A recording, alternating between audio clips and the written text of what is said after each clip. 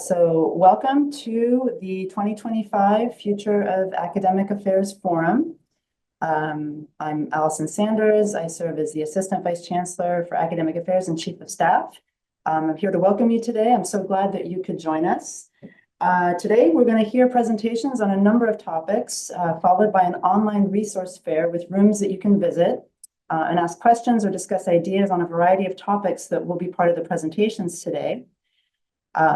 As a note, I'm reminding you that today's main session will be recorded, so those who weren't able to join us today will be able to view it later online, or you're also welcome to revisit it if you choose to do so. The resource rooms, however, will not be recorded, so just the main session. We have staff members in each of the rooms recording any questions to make sure that we address them going forward.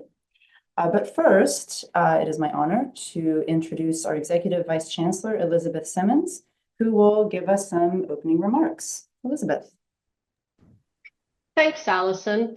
Good morning, everybody, and thank you very much for joining us for this online Forum on the Future of Academic Affairs. I'm going to say a few words about context. Maybe we can go to the next slide. So, there's a lot going on in the world right now. And I think, as everybody knows, we have uncertainty in terms of the state budget. We have uncertainty in terms of many different executive orders from the federal government, which can be challenging to interpret, and then sometimes they go away again, leaving more uncertainty. And we're not quite sure what's going to happen with funding from our various federal agencies or guidance that we usually get from the Federal Department of Education. So a lot of uncertainty, which means this brings a lot of stress and anxiety from maybe some unusual directions that we aren't used to having to think about in quite this way. Of course, there are budget constraints from state budget is uncertain, and now we're a bit worried about what's going to happen with future grants. And so this means, on the one hand, whenever we're considering budget constraints, it means we have to be thoughtful about how we're designing our core work, how we decide what's the most important thing to get done, make sure we do that, maybe put some nice to have but not essential things in the parking lot for now. But at the same time, we also have to always keep innovating and keep thinking about where we can invest the resources that we do have. Because we have some positive things going on this university campus as well. We are a top-ranked university. We have amazing people working here. We have fantastic students. We have a lot of exciting work that's ahead of us. And we now have a refreshed university strategic plan along with refreshed research themes. And these are very important because they reaffirm the core values of the University of California and UC San Diego. Our values have not changed in the last month. They are the same as they ever were. The strategic plan and research themes point out opportunities to think about new intellectual directions, about maybe combining some familiar areas in new ways, or thinking in more depth about areas that we've already been exploring. And the strategic plan can help us be both far-looking and maybe down-to-earth practical at the same time, think about how we can work together in new ways. And so in the context of all of that, if we go to the next slide, it's more important than ever that we maintain a sense of community, that we all, me, you, the people who are going to be watching this later, that we all work together to maintain a sense of community. The ways that we partner with each other are some of the most important things that tie together this university and make its greatness possible. And so I'm trying to remember, and I hope that you will try to remember with me, slow down, don't rush, take that extra minute to think, take that extra minute to think, how can I express myself clearly and in a way that's thoughtful and in a way that invites the other person to tell me what's on their mind? If we can all do that for one another, we can keep our strong community that will carry us through this challenging time as it has carried us through other challenging times in the past. Listening to each other, that's free. Thoughtfulness, that's free also.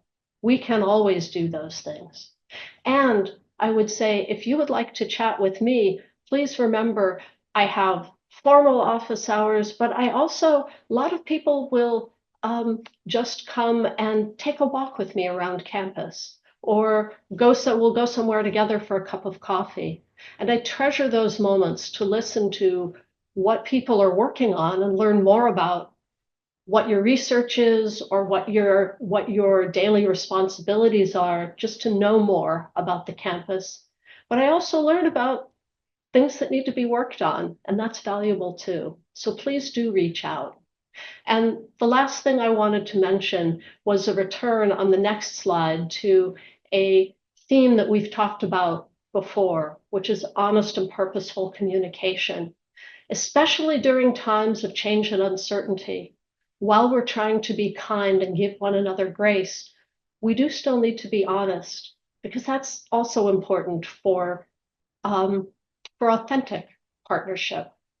So if you notice that something isn't working, it is important to tell those who have the ability to fix it.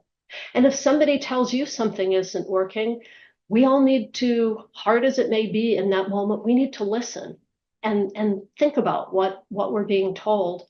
If we fix something, it's important to make sure that those who are raising the concerns are told that they know it's been fixed, and keep that multi-dimensional communication going. That's how we maintain community. And if we can keep communicating and listening, we will not ourselves be the source of ambiguity or uncertainty or stress. We will be helping one another stay calm, stay centered, and work together. So I enjoy working with all of you. I look forward to continuing to work with all of you. And I thank you for being here today to learn and share ideas with one another. So back over to you, Allison. Thank you so much, Elizabeth, for your thoughtful remarks and reminders of the importance of our community and our connection across campus. So today, I'm welcoming our first speakers, who are Maruth Figueroa, Assistant Vice Chancellor for Student Retention and Success, and David Reiter, Faculty Director of the Teaching and Learning Commons. Maruth and David will walk us through a strategy for considering mission-centric change and innovation within an ever-evolving context. Maruth, David? Thank you. Thank you so much, Allison, and thank you all. And really honored to be able to share some space with all of you here today. Thank you. Next slide. So David and I have been working together, I think, since we started about 5 years ago here at the university, and really working through a lot of change, a lot of shifts. Going back to what EVC Simmons has just shared, right? We are living in a context of change. With change comes loss within our own professional spaces, but also, I think, personally.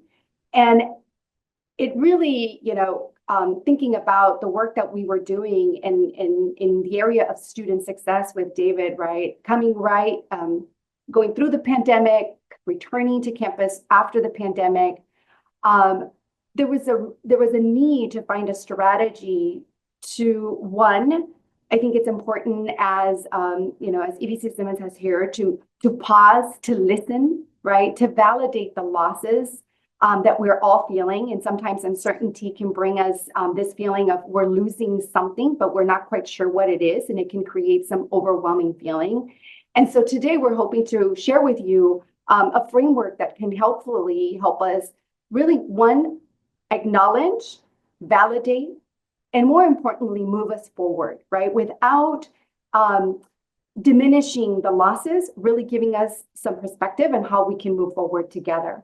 On the screen, you see some of the cultural and educational contexts that have defined higher education in the last few years, ranging from the pandemic to the most recent events this year with the LA fires and the San Diego fires. We do know that there was some very material loss, personal loss, and we know that even here in San Diego from LA, we have strong connections to LA. To what EBC has just shared, we're upcoming state UC budget cuts, and we're anticipating that we're going to be losing something, right?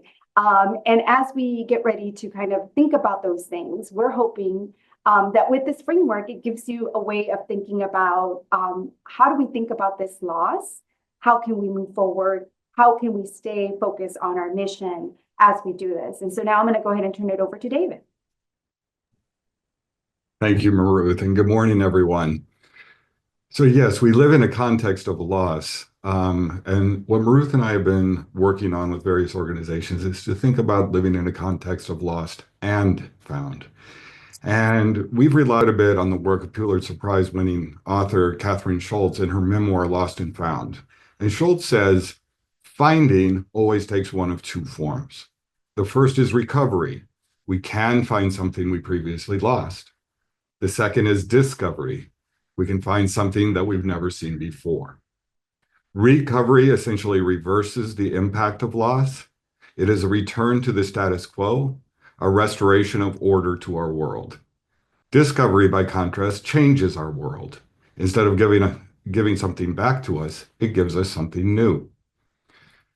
So to contextualize in two ways, one, in general, in a generic form that all of us have experienced. If we are one day navigating a route and we lose our way, first thought is to look for key landmarks to recover our bearings. And then we begin the process of discovering an alternate path to our destination. What does this mean at UC San Diego? Well, as EBC Simmons just mentioned, we can recover, we can focus on the recovery aspect by centering ourselves around our mission and values and our dedication as a public higher education institution to access excellence and service to the people and communities of the state of California and beyond. And then, as to discovery, we would consider how this mission and these values may be enacted in our current context, a context of both loss and found, and a context that is always evolving and will always involve the process of both losing and finding. We can go to the next slide. So we've created just a visualization here, and I want to thank Kim for helping us make it a little brighter and better as well. But it looks something like this. And for those of you who are students of philosophy, it has some foundation in Hegel's dialectic at the same time. So loss, Maruth just pointed out that we have experienced loss in a great number of ways, even if we think of just the past 5 years or less. From loss, we recover.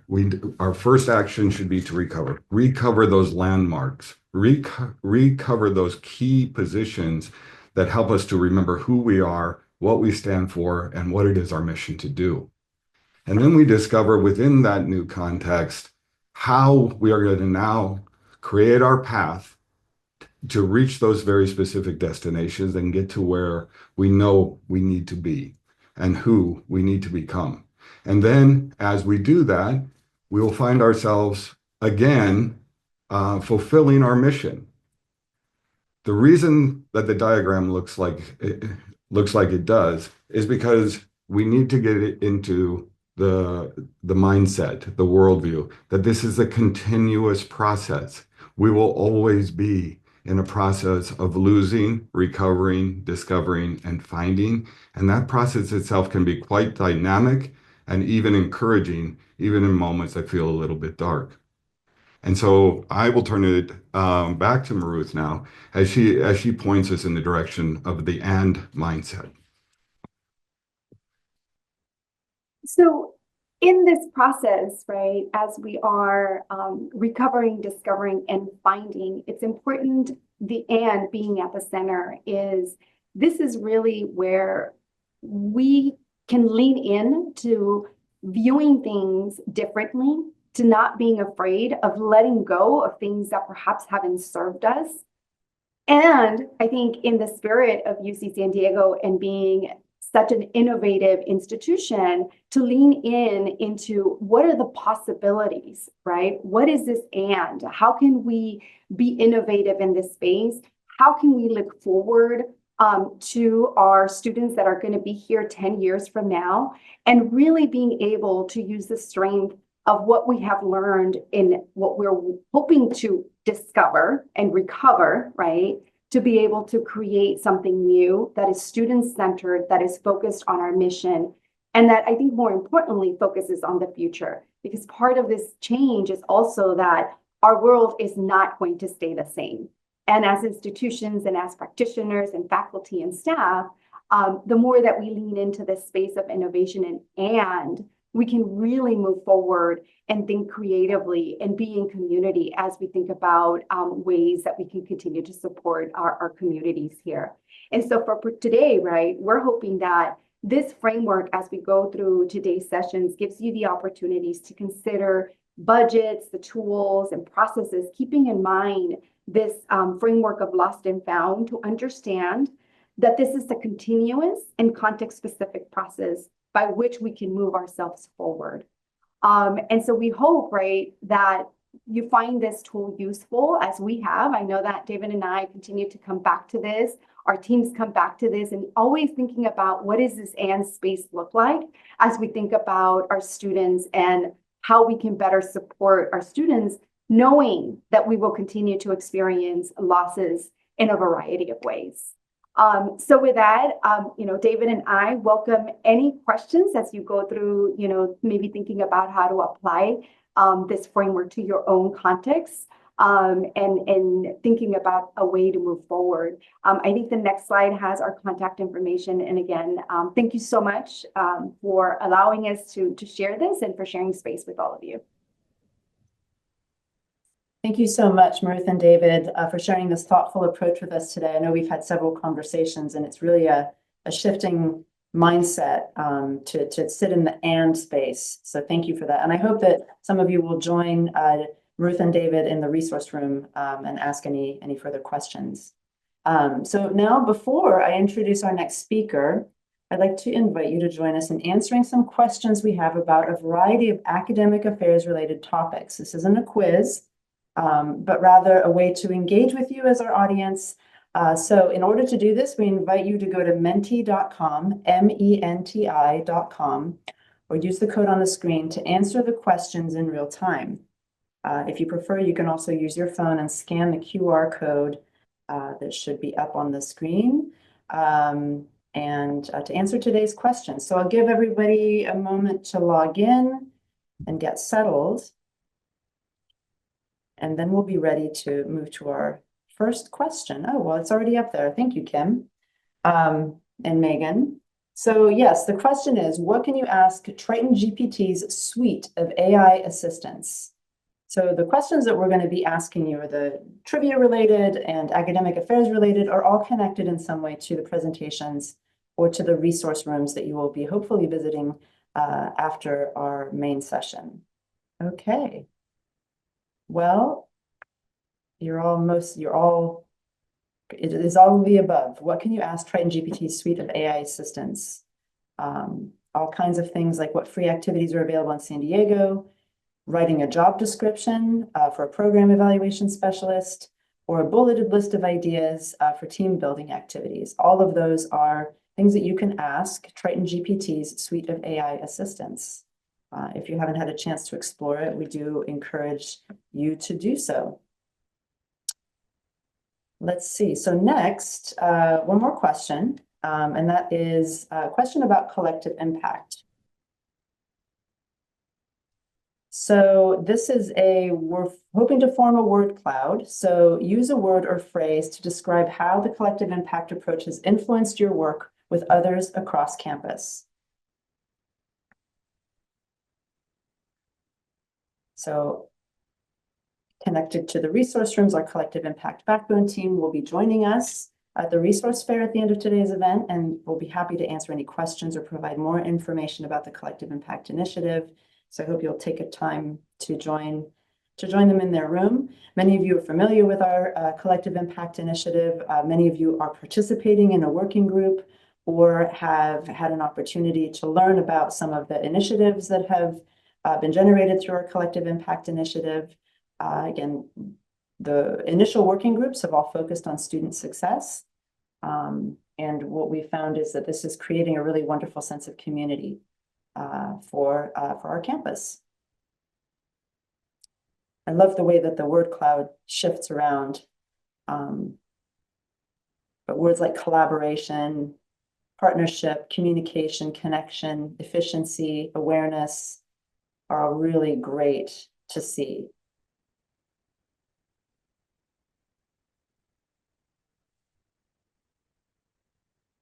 Wonderful. I love to see how this shifts, but still at the center, collaboration, communication, partnership, awareness, discovery, alignment. I think we'll want to keep this word cloud and share it in future presentations. This is really wonderful. Thank you. Thanks everybody for your responses. Okay, so thank you for participating in our first round of questions. There'll be more to come later in the program. Our next presenter is very well versed in new technologies and how we can collectively use information and data to innovate and close equity gaps. Carlos Jensen, our Associate Vice Chancellor for Educational Innovation, will be talking with us today about curricular analytics. Carlos. Thank you, Allison. And I apologize in advance if I have to mute for a second. I'm recovering from a cold and still have a cough that I'm dealing with. Thank you for having me here and giving me an opportunity to talk about the set of tools that we're developing to enable faculty and everyone in our community to be more proactive, more engaged in academic stewardship, and really empowering the kind of work that Maruth and David were talking about with the discovery of what is possible and how we enable change, both as a result of loss or changes that are brought on us from outside, as well as exploring new opportunities and new ways of doing things, just because renewal is important. So if we go to the next slide, many of you have seen me talk about some version of this before, but the set of tools that we're developing, that we're rolling out, that have been made available to departments, to faculty now, are meant to support the great work that's already happening here at UC San Diego. This is not a new activity. We're not moving the goalposts, but we recognize that in order for that discovery, for that thorough, that thoughtful work on improving the student experience, improving student success, our faculty need better data, and that's what we're trying to provide. I want to take a moment to just celebrate the data that came out from this year, the improvements that have been made on retention, on graduation rates, but most importantly on closing the equity gaps that exist through our programs. And I'll show a little bit of some of the tools that we have as part of the academic stewardship tool set that can help you all as faculty, as departments, as programs, to try to explore where the root of those remaining equity gaps stem from, and try to brainstorm and try to come up with ways of addressing those. So we've made great progress. We still have a long way to go, especially in the closing of the equity gaps. And this is hard work. It's hard work because we have to give up things. We have to change things that we've invested a lot of time and effort into, and that have created barriers against our best wishes. And it just takes time and effort to think differently. So if we go to the next slide, please. Some of you, most of you, hopefully have seen some version of curricular analytics at this point. This lays out in graphical form what any curriculum here at UC San Diego looks like. and it tries to emphasize things like long prerequisite chains, waitlisted courses that create bottlenecks for students. If we go to the next one, it highlights, for instance, where our students have incredibly high workloads. These are difficult things for us to really understand because it's an interaction between both the major and the college programs. If you go to the next one, other kinds of issues that we look at are waitlisted courses early on in degrees, right? If we want students to be able to graduate in 4 years, but they can't get into the first course in the sequence, they're already starting on the back foot. So these are things that we can look at and try to address with resourcing, sequencing, things like that. If we go to the next one, we also look at things like, why do we require or ask students to take courses when we ask them to take courses? So for instance, high DFW courses that are disconnected being put early on in the educational process before students really have a good solid foundation for success, really understand all the resources that are available to them if they struggle, things like that. So these are things that we as academics can take a look at and choose to do something about. Obviously, this tool doesn't prescribe. There may be a very good reason why this course is taken when it's taken. It just doesn't show up in the degree program. And then if we go one more slide, identifying, key stumbling blocks, like high DFW courses that are only offered once a year late in a student's journey. A junior level course in this case that's only offered once a year. What do we expect students to do if they fail that course?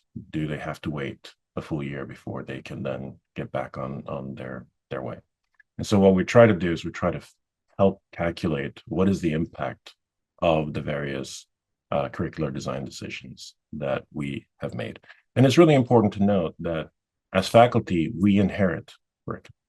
Most of these degree programs existed before many of us joined. They will hopefully continue to exist in some way, shape, or form after we leave. And it's our job to make sure that we keep things current, that we're meeting the needs of the students of today, of the students of tomorrow. And change is inevitable. No discipline stays the same over time. But if we go to the next slide, I want to show how we try to bring all this together by looking at the structure, but then also looking at things like DFW rates, looking at wait lists, looking at the sequencing of courses and how many courses this blocks. And we use this to calculate what we call an impact factor. And the impact factor is basically just a rough calculation of the number of students who have been impacted by this course and its constraints, whether that is waitlists or DFW rates or things like that, over a 3-year period. And it tries to rank for you as faculty, which of the courses, if you were to make an improvement, or if you want to understand the relative impact of various courses, what's the ordering here? And we can do this by individual majors, the DFW rates, the waitlists, et cetera, are all contextualized to your specific students. And so if we go to the next slide, other things that we do is look at, help you look at things like the variability within a course. Are we being consistent? Especially courses that are taught many times by many different instructors. Do we have the same expectations? Are we talking to each other about rubrics? Are we talking to each other about what constitutes success? Hopefully we have the same learning outcomes, but how do we assess them? Are we being consistent? And in the bottom there, what does the experience look like for students who take this course for the first time versus students who take this as repeaters?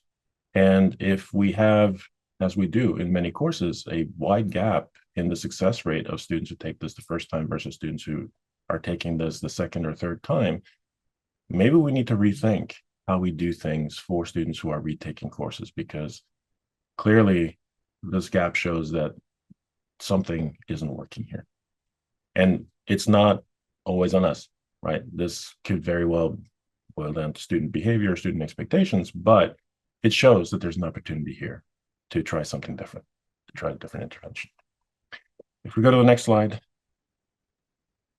The other thing that we do with these tools is we allow you to explore various equity gaps that exist in not just the DFW or grade, but also in grade distribution and in terms of student outcomes. So the first view that we have here is for one class, what the DFW rate looks like across students from different majors. Many of us teach courses that serve a broad range of students. And it's important to understand how preparation of those students, when in their degree program do they take this? What are they taking this course together with? Did they complete this other course before this?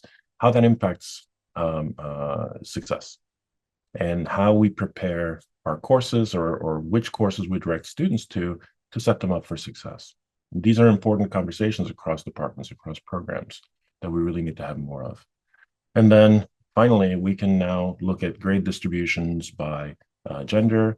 We can look at grade distributions by URM status. We can look at grade distributions by first gen versus non-first gen students.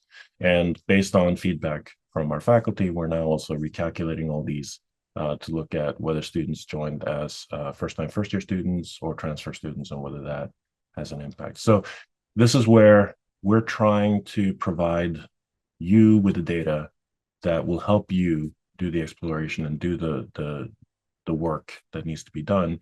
We desperately want and value your feedback. Tell us what it is that you find valuable. And if we're missing something, please let us know. We will work diligently to make sure that we can provide that data. In the chat, I'm going to paste the link to our dashboard with the bubble charts. These are available to all faculty and staff at UC San Diego. The dashboards that are shown here are available to department chairs, deans, associate deans, but can be made available to others if they choose to give permission. And with that, I'm going to turn it back over to Allison.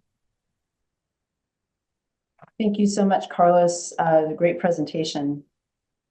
So we're moving on now to a couple more questions for the audience. The first question is about our newest school, the School of Computing, Information, and Data Sciences. And the question is, as you can see, the new School of Computing, Information, and Data Sciences includes faculty members across how many academic disciplines on campus? So give folks a few minutes to go ahead and answer. We're very excited about the establishment of our newest school and excited to see what the future holds. And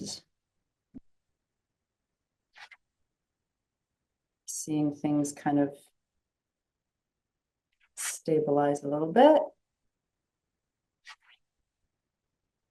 And we'll go ahead and provide the answer, which is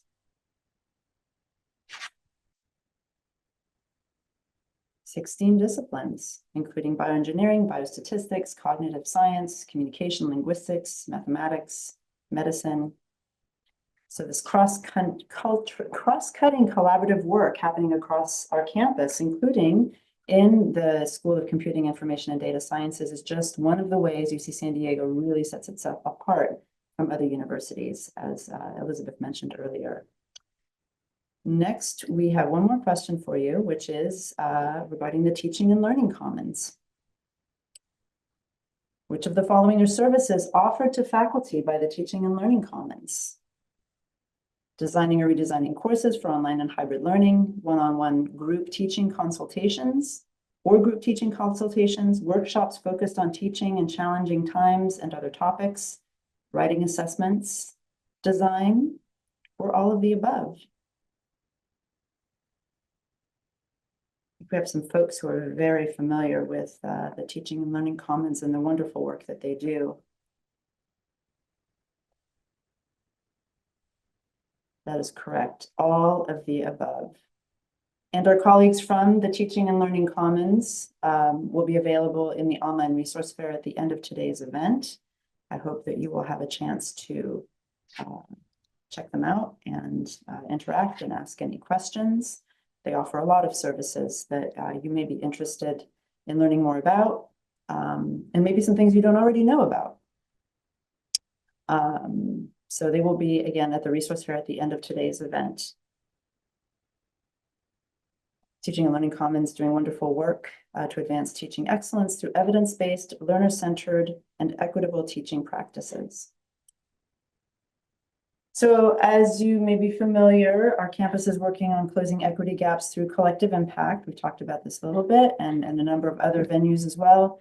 I'm now happy to welcome John Moore, Dean of the Division of Undergraduate Education, and David Reiter, Faculty Director of the Teaching and Learning Commons, who will speak to us about how they apply a collective impact framework to evaluation and accountability.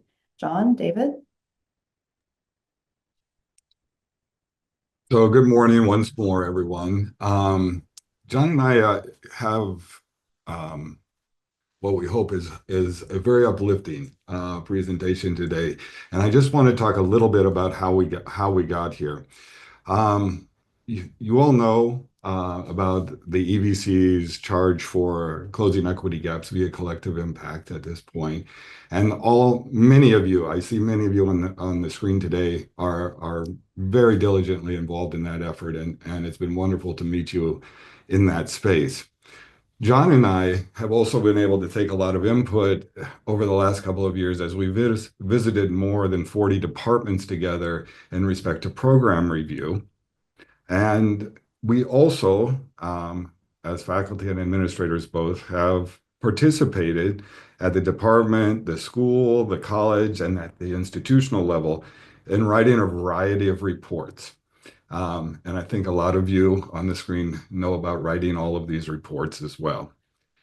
Well, in fall, we had a chance to have a wonderful conversation that was brought together by EVC and her team in academic affairs, along with our partners in EDI and institutional research. And what we're going to present today is what came out of that conversation a little bit. And the reason that I hope that this is uplifting is because if we go back to the lost and found that Ruth and I talked about a little bit earlier, we understand that we're living in challenging times and that a lot of you feel quite under the weight of your labors right now in order to manage through these difficult times and also to, fulfill the mission as well as your own aspirations as researchers and teachers. And so we saw a whole lot of processes here, and we thought, how can we use a little bit of a cascading effect to line all of these processes up to create a stronger sense of focus, a stronger focus on the mission, and also a little bit more efficiency to hopefully take a little bit of the weight of the labor of this reporting off your plate. So John is going to walk through those steps in just a minute, but before we begin, we just wanted to quickly, and we can go ahead a couple of slides. If we can land on the one, why the focus on closing equity gaps. There we go. So we've all been discussing equity gaps a lot this morning, and we thought it might be a good idea to just give a refresh on exactly what we mean by equity gaps.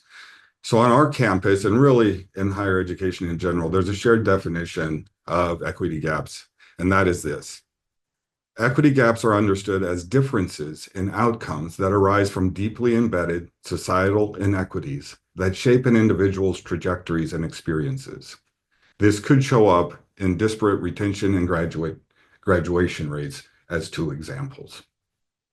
So that's the definition of equity gaps. And then how does that apply to us at UC San Diego? Well, as a public institution of higher education at UC San Diego, our shared intention is to serve the whole population of the state with a student population representative of statewide demographics and an ever-strengthening commitment to pursuing equitable outcomes. And with that, I'll turn it over to John to walk you through. Thanks very much, David. Next slide, please. And thanks to everyone for being here. So not only is this mission central, addressing equity gaps is mission central to our university, but it's also strategically aligned with many things. And I just want to say that the collective impact initiative really is the glue that brings all of this together. So this is aligned with our campus strategic plan. It's aligned with the Office of Equity, Diversity, and Inclusion's strategic plan for inclusive excellence. We are really on the cusp of becoming a Hispanic serving institution. In fact, an HSRI, Hispanic Serving Research Institution. And there's been a lot of conversation on what servingness means in this designation. We also, you may have heard of the Governor's Compact, which ties funding to a number of things. Particularly, the Governor's Compact seeks to increase the number of UC degrees that are offered in the state over the next several years.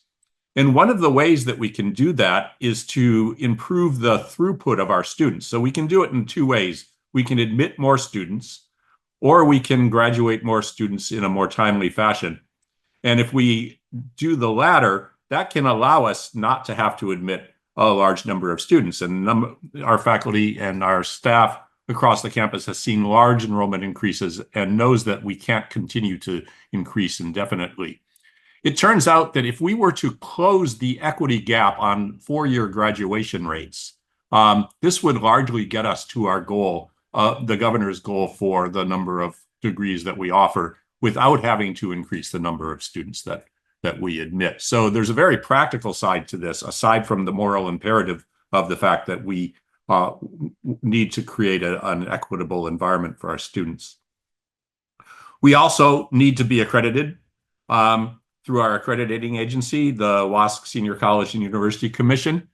At our last accreditation, we were told that we need to address equity gaps as part of this. One of the things we were put on notice that we need to be working on.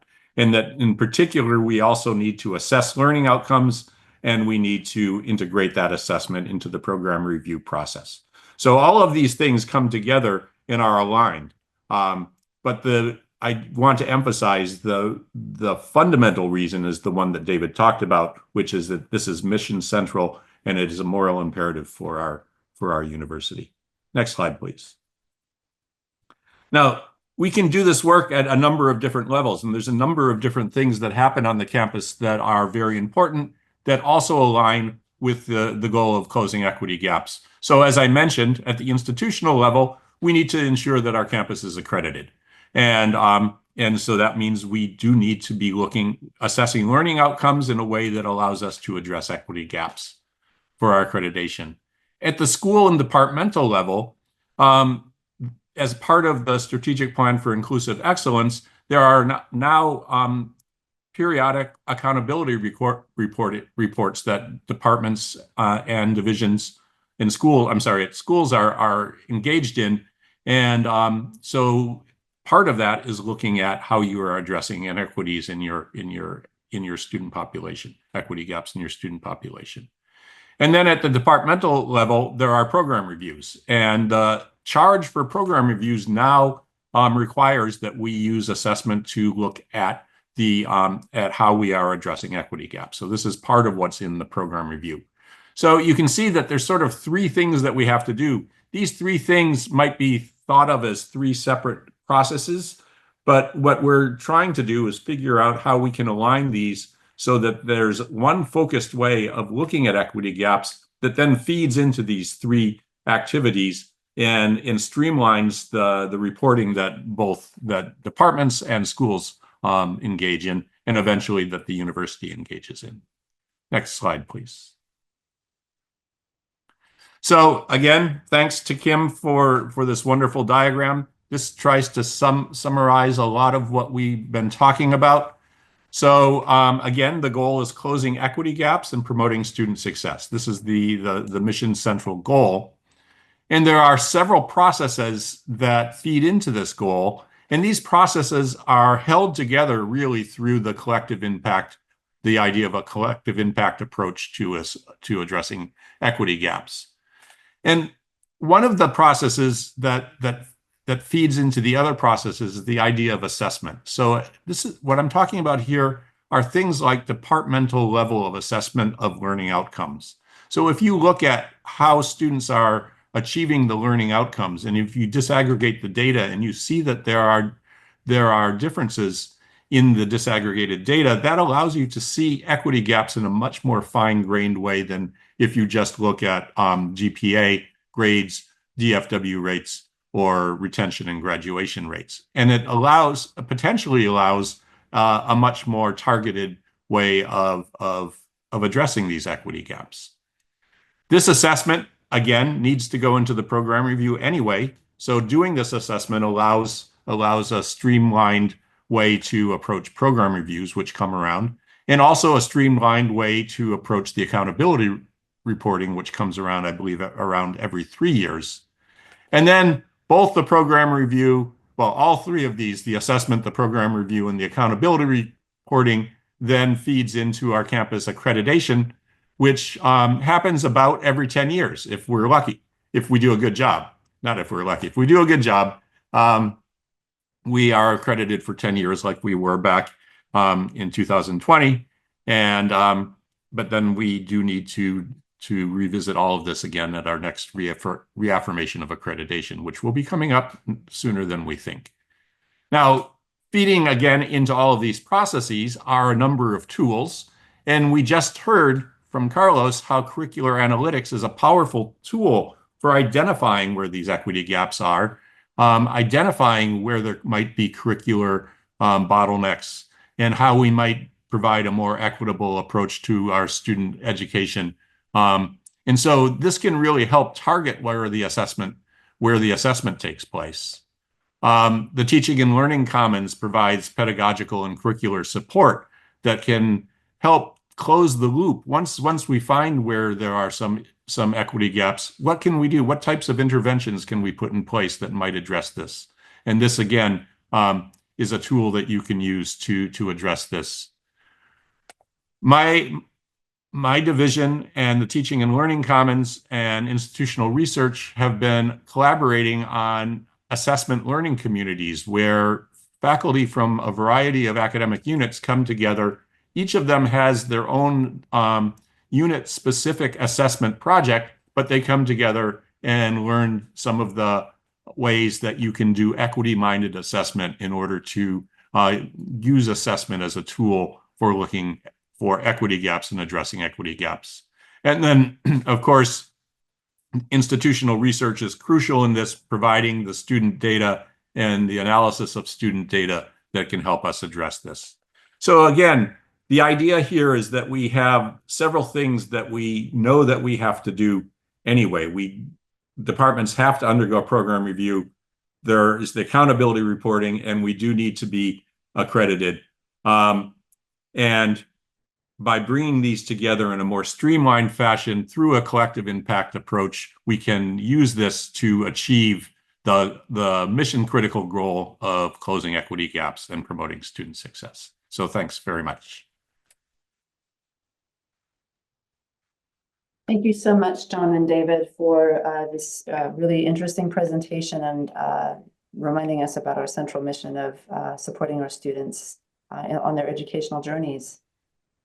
So before I introduce our last speaker, we have a couple more questions to ask you using Mentimeter. Again, you can download scan the QR code. The first question is about the Applied Research Center for Civility, which is an effort led by EVC Simmons and Steve Dinkin, the director of the National Conflict Resolution Center. Question is, what is the latest research topic being tackled by the Applied Research Center for Civility?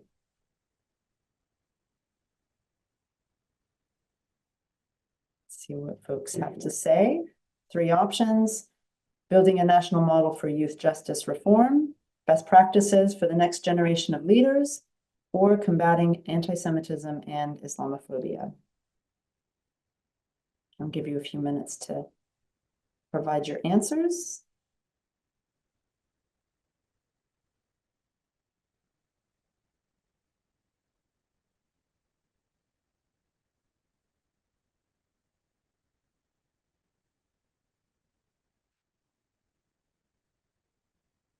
Okay, so it looks like it's stabilizing a little bit. Couple more answers coming in. Overwhelmingly, we see the answer combating anti-Semitism and Islamophobia. Actually, all of the research choices for this have been projects of the Applied Research Center for Civility, which was launched in 2021 by EBC Simmons and Steve Dinkin, president of the National Conflict Resolution Center. The center is currently launching a 2-year study on restoring civility to America's democracy, starting in July of this year. The Applied Research Center on Civility conducts research into the dynamics of society's most pressing issues and creates comprehensive models for national distribution and discussion. If you'd like to learn more, I invite you to visit the webpage on the center to learn more about the really amazing work that they are doing. Last question of the day, of the morning. We have a question about the Chancellor's Interdisciplinary Team Catalyst Fund Awards. So the question is, how many projects receive a Chancellor's Interdisciplinary Team Catalyst Award in 2024? We'll learn a little bit more about this.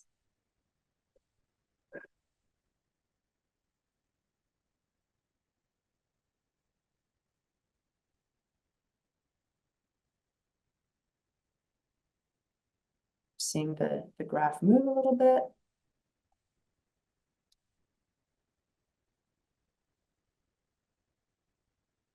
Okay. Mentimeter is such a fun tool to use to ask questions of an audience and get feedback. You see the graphics moving around a little bit. Okay, still see some answers coming in. Let's go ahead and close the poll. The answer is 5. 5 projects received Chancellor's Interdisciplinary Team Catalyst Fund Awards. And here you can see on the slide the list of the 5 honorees who received this award. And now here to talk more about our campus's tremendous research work and opportunities for more interdisciplinary work moving forward is our Vice Chancellor for Research and Innovation, Corey Piquesa.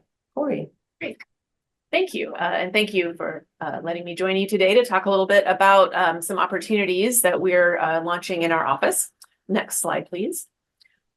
So I will talk a little bit about some of our new research leadership and growth initiatives, some funding opportunities related to strategic planning themes, and talk a little bit about advocating for research on Capitol Hill. We've really upped our game over the last 3 years and are continuing to do so at a time when that is essential.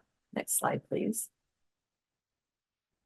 So the Chancellor has launched some new opportunities related to the strategic plan update. First, starting with a refresh of our strategic research themes. So those have been updated. They are posted on the website. And with that, he's charged my office to help bring teams together to think about where we want to strategically invest. And so the first new award that was launched through the refresh, the strategic theme refresh, are the Convene and Influence Awards. And they are now open on a rolling basis. We've awarded 6. We hope to award more. And the Convene and Influence Awards are meant to be a grassroots way that our campus can convene around discussions related to the research theme. So it is really broad. The themes are very broad. But the convenings need to have the influence piece. So the goal is to bring together a defined group of thought leaders. They can be internal. They could be internal and include some external partners. And in the convening, there also has to be some plan of a product that is disseminated from that. So it could be a policy brief. It could be a white paper. It could be a publication. It could be a course outline. It could be a communications toolbox. We're really broad as to what the influence piece could be. But anyone can apply for these starting now, and we do review them on a rolling basis. The Interdisciplinary Team Catalyst Awards were released for the first time last year, and the Interdisciplinary Team Catalyst Awards are recognizing that for us to be ready to go when large multi-component opportunities come up from funding agencies, be they federal funding, foundation funding, or even philanthropic, we are best prepared for those when we have teams that already have a good history of working together? Have they built trust? They've built partnerships. They've had discussions about how to work together, what the incentivization structure is, what the leadership structure is. So the Interdisciplinary Team Catalyst Awards are 2 years that are focused specifically on building new collaborations. So there could either be a brand new collaboration of people that have never worked together, or there could be a robust collaborative team that would be adding a completely new area of inquiry into their line of research. And so in the first round, again, we funded 5. We will fund more and are very, very soon to be announcing a new round of the Catalyst Awards. Now, I want to note that these are not to do research and discovery. They are actually to do the team building around what will then become research and discovery. We are also working on a larger Triton Horizon grant. This is kind of like a big challenge. We are going to be announcing that as an opportunity pretty soon and then releasing the RFP with the timeline soon after that. But we're spending some time now getting input on exactly how the Triton Horizon grant will work. But in essence, it is going to be a grand theme that is related to the strategic research themes, and then 3 to 5 projects that sit under that theme that help move the vision forward. So it's an ability to sort of combine a lot of different lines of inquiry into a bigger vision. It will allow a mix of both disciplinary, fundamental to translational science, so the different projects can have different pieces. And then we'll also allow some opportunities for a more mosaic mix of leadership. So an assistant professor, for example, could be a PI on one of the core projects or the whole thing. But we want to see a really good mix of different expertise areas, even if they're doing disciplinary research within the big vision, and also a mix of seniority in how the investment of the big vision is being enacted. We hopefully very soon will release a request for ideas for core facilities of the future. So we've discussed how different types of cores are becoming more complex and more expensive. They are a way that we can coalesce student experiences, workforce opportunities, engaging external partners, especially from industry, also from communities and government agencies, and bring faculty together. So I want to be very clear when I am saying core facilities, we're defining that really broadly. So it could be an economics simulation center. It could be a fusion laser. It could be a subscription model for cybersecurity. So there's so many different types of things, but we just want to know what are the ideas on campus for how we could have these core services, core facilities, and where we might want to invest in the future of these. And then we're going to think about, of the highest priority pitches, how do we bring together industry partners, foundation partners, philanthropic partners, internal and federal funding to help get them going. And then also very excited that we will very soon announce that we will have some research faculty ambassadors. We will have 5, and they will be charged with helping promote the opportunities, give us feedback on opportunities related to the launch of the strategic plan focused on our refreshed research themes. So sometime this month, we'll have a big announcement that has more detail about all of these elements. So a couple other things that I want to bring to your attention. Next slide, please. We are launching several initiatives related to building research leadership. So we do have a lot of good leadership development programs on our campus, but none of them focus specifically on the skills to build research leadership, especially their trajectory to being a vocal thought leader in your field. How do you position yourself to be the one that the agencies call on to help direct the future of research, or to be the director of really large, complex, multi-component, multi-campus, multi-partner research opportunities. So eventually we're going to build this into more of a cohort model, but now we're trying out what are the different pieces that are helpful. So we're doing a lot of workshops around research leadership, and eventually we'll create that into a program.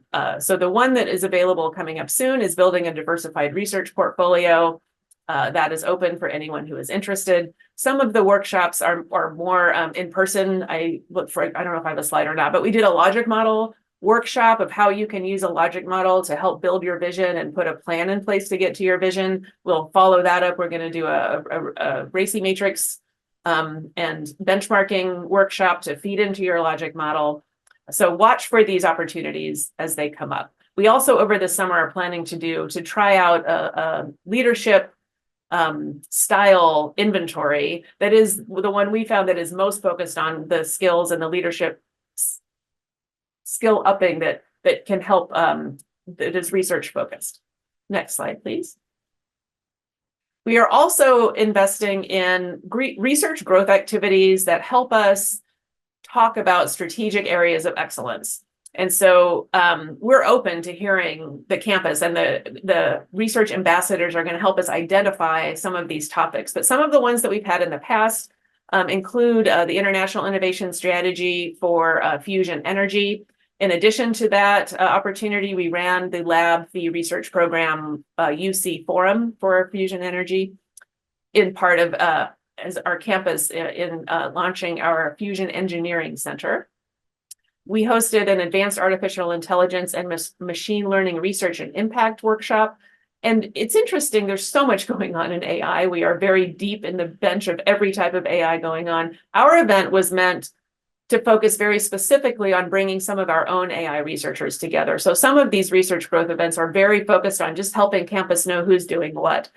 Some are meant to help us identify external partners. And so we had a Space Day symposium that included representatives from both federal agencies and from space companies to help us build partnership there, because that's another bench that we're very deep in. One of the upcoming events is an organoid research and industry convening, where we know industry is very interested in organoids, and we have, again, a very deep and broad bench of work that we do in organoids. And we are now thinking about and looking for a couple faculty to help us organize an event focused on research going on with our Cali Baja region, so cross-border research. And that one we hope to do still this winter or spring, but just in the planning phases for that one. Next slide, please. I also want to let you know that we are we have upped our game. We continue to up our game on advocating on Capitol Hill. Natalie Alpert is our federal relations organizer for that. And one of the things she's interested in is bringing more of our faculty, students, staff to the Hill. And we have had one, and we'll have more communication workshops to help learn about advocacy strategy.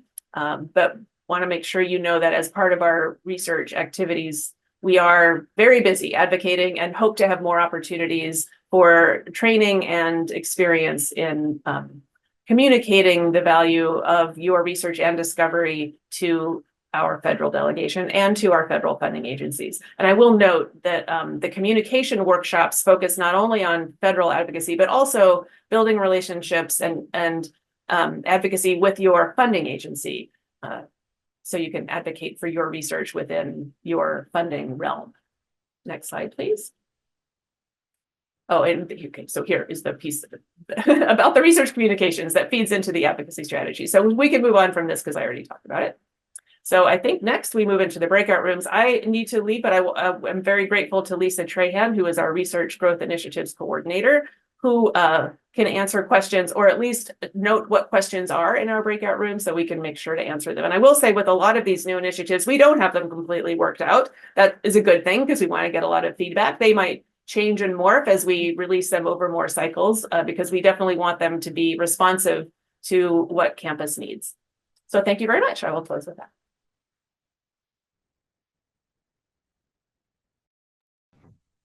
So I wanted to thank all of our presenters, and I wanted to thank all of you for attending to learn about what's going on. But we'd now like to hear from you, and we have breakout rooms as a mechanism for that, where you can go and talk to folks about the more specific topic that's on your mind. And Allison is going to let you know how that's going to work. Great. Thank you so much, Elizabeth. And thank you to all of our presenters this morning. You've given us so much to think about and so much to be proud of in the work that we're doing across campus. So folks, you are now invited to attend our online resource fair. The slide on the screen hopefully has, yes, the instructions for the resource fair breakout rooms. We hope that you'll visit the rooms, ask any questions that you have, bring suggestions to the folks who are in each of those rooms. Anything that you'd like to, bring forward as a recommendation, ask questions, or simply pose a question. You're welcome to do this. You're welcome to visit multiple rooms. You don't have to just pick one. And when you're finished visiting the resource fair, please log off at your own pace. Thank you so much for joining us this morning, and I hope you have a wonderful day.